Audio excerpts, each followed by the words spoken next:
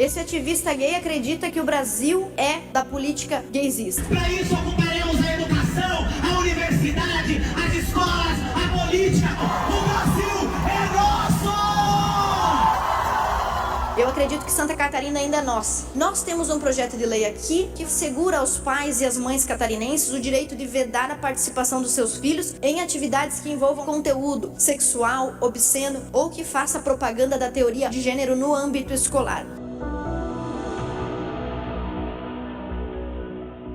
Mais uma vez o meu assunto é a educação, na esperança de que em algum momento eu serei ouvida. Pois bem, vamos começar falando sobre um acontecimento importante internacional em 27 de junho. Uma grande vitória para os pais e para os educadores também, aqueles que têm bom senso, foi declarada pela Suprema Corte Americana. Desde 2022, algumas famílias, não apenas famílias cristãs, também famílias que prezam pela ética, pela transmissão dos valores aprendidos na tradição de suas casas, as famílias americanas estavam questionando, lá em disputas judiciais nos Estados Unidos, o direito dos seus filhos de se retirarem da sala de aula quando fossem ministrados conteúdos que atacassem os valores da família. Apenas a título de informação, o Brasil é signatário de um acordo internacional que preconiza os pais como primazia na escolha do gênero de educação que seus filhos vão receber e também na educação moral e religiosa desses filhos. Então, tanto os Estados Unidos quanto o Brasil fazem parte desse acordo internacional. E a Suprema Corte decidiu, então, pela vitória das famílias. Eu tenho aqui comigo uma parte importante da decisão da Suprema Corte.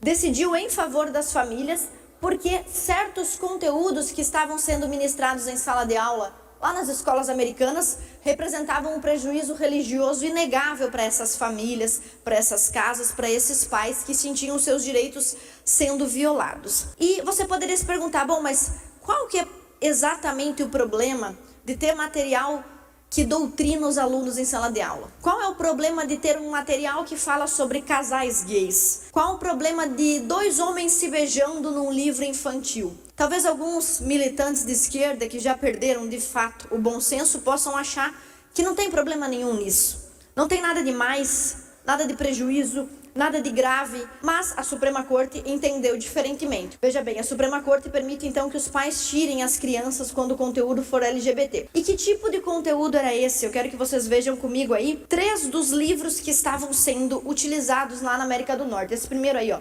O Casamento do Tio Bob. O livro Casamento do Tio Bob era para crianças de 3 a 6 anos. Falava sobre o casamento gay, naturalizando o casamento gay, fazendo propaganda. Tudo bem que se possa falar sobre esse assunto, evidentemente, mas será que com 3 anos, onde ainda não se sabe sequer como acontece a conjunção carnal, seja o momento adequado para ensinar sobre sexo anal no casamento gay? Não sei, né? O próximo livrinho é Nascido Pronto, a história real de um menino chamado Penélope, recomendado para crianças a partir dos 4 anos.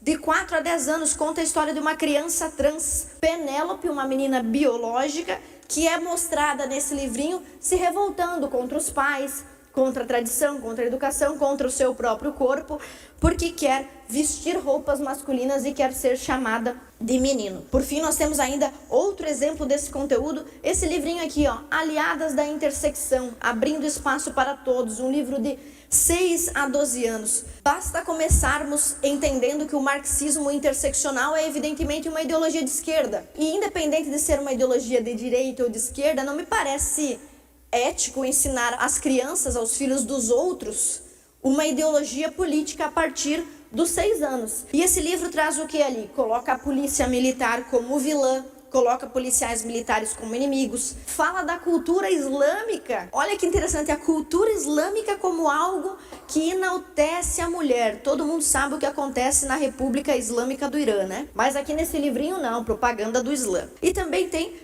uma propaganda positiva de vários grupos de esquerda. Qual que é a questão fundamental desse material? Talvez essas discussões sejam relevantes na vida adulta, mas existem acordos internacionais que garantem aos pais o direito de escolher em que fase e de que maneira os filhos vão receber esse tipo de conteúdo sobre sexualidade, sobre religião. E por que será que os ativistas de esquerda fazem isso? Eu pesquisando encontrei um artigo onde os militantes gaysistas admitem o que querem fazer nas salas de aula.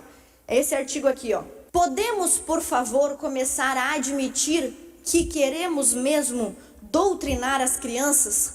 E nesse artigo, publicado por esse militante, 3 pontos se destacam. O militante diz orgulhosamente que sim, os homossexuais militantes gaysistas estão sim recrutando crianças para fazer propaganda do movimento. Não sou eu, deputada Ana, que estou dizendo. Está lá no artigo publicado por esse grande pensador gaysista. Também afirma que a existência das políticas públicas LGBT, todas essas que vocês veem na Defensoria Pública, Ministério Público, órgãos públicos, no Brasil e no mundo, todas essas políticas dependem da doutrinação escolar. Então, esse ativista está dizendo, olha, nós precisamos doutrinar as crianças para o nosso trabalho continuar. E o terceiro ponto relevante desse artigo é que este militante pede para que os outros militantes parem de mentir.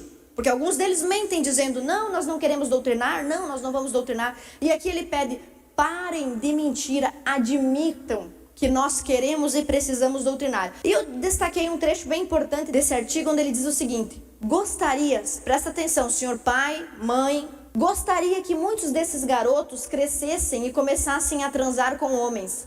Quero que muitas garotas cresçam e se tornem mulheres que transam com outras mulheres de forma voraz. Pois bem, lá na Suprema Corte Americana, então, a partir de agora, isso não vai mais acontecer. A Suprema Corte Americana decidiu que não. Os pais ainda têm o direito de que se esse tipo de professor, esse tipo de militante, esse tipo de conteúdo for para a sala de aula de seus filhos, eles têm o direito de tirar a criança da sala de aula no momento desse tipo de conteúdo. O que isso tem a ver com o Brasil? Tem a ver que acontece aqui no nosso país exatamente a mesma coisa. Aqui em Santa Catarina, exatamente a mesma coisa. Nosso artigo 5º prevê, no inciso 6º, que é inviolável a nossa liberdade de consciência e de crença. No artigo 7º, que ninguém será privado dos seus direitos por motivo de crença religiosa. E no inciso 2º, ninguém será obrigado a fazer ou deixar de fazer alguma coisa a não ser em virtude da lei. A nossa Constituição já prevê que os pais têm o direito de manter a rigidez da sua consciência religiosa. Mas se não fosse suficiente, o Brasil ainda assina acordos internacionais. E por que eu venho falar sobre isso com os senhores e o que isso tem a ver com Santa Catarina? Nós temos um projeto de lei aqui nesta casa tramitando já há 2 anos. E obviamente, pelos militantes aqui de dentro, pelos deputados aqui de dentro de esquerda, sempre tramitando com lentidão, parado nas comissões, extrapolando prazos, congelados além dos prazos, e é o caso específico do nosso projeto de lei 200 de 2023, que eu quero pedir a ajuda dos senhores, pais, mães de crianças catarinenses, dos senhores deputados que me ouvem para que esse projeto avance. Esse projeto assegura aos pais e às mães catarinenses o direito de vedar a participação dos seus filhos em atividades que envolvam esse tipo de conteúdo sexual, obsceno ou que faça propaganda da teoria ou perspectiva de gênero no âmbito escolar. Esse projeto faz com que as escolas tenham que notificar os pais, avisar os pais.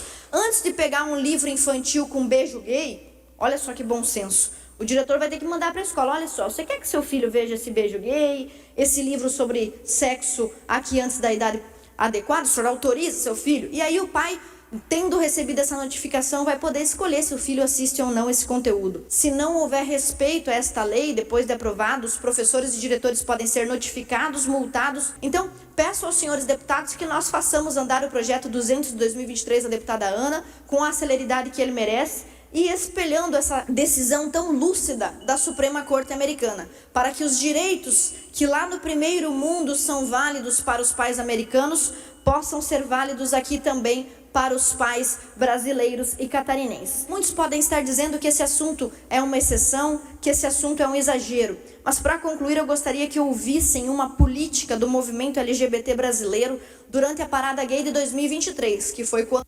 propusemos esta lei, e ouçam o que ela tem a dizer. Nós estamos na rua por um novo projeto de país. Para isso ocuparemos a educação, a universidade, as escolas, a política. O Brasil é nosso!